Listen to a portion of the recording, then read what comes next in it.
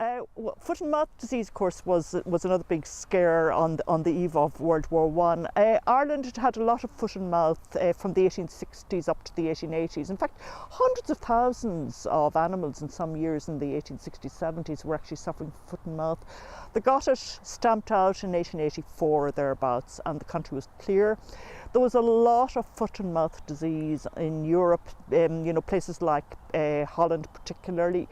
And it comes into Britain on a number of occasions. It's all down to a more globalised market for livestock and for straw. Straw seems to be the thing that carried it in a lot of cases, etc.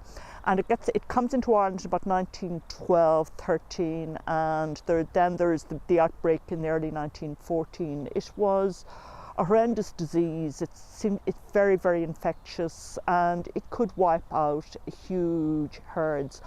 But I think some of the treatment of Irish agriculture by Britain in that 1914 outbreak was almost, where they stopped livestock coming in, was almost excessive, because it's not clear whether the cattle got their foot and mouth in Ireland or they got it in Britain. I mean, it shows up in cattle that have been imported. And I think there is a political dimension, or at least it was certainly seen here as if there was a political dimension to the restrictions on Irish livestock going into Britain in the early months of 1914.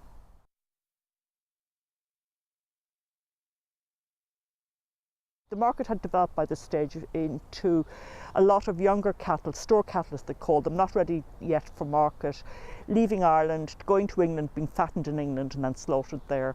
And farmers would have had these on their land, if they expecting to sell them on to Britain. If they can't sell them on, what do they do with them? They can't continue to feed, they may not have enough food for them, they have other cattle coming in.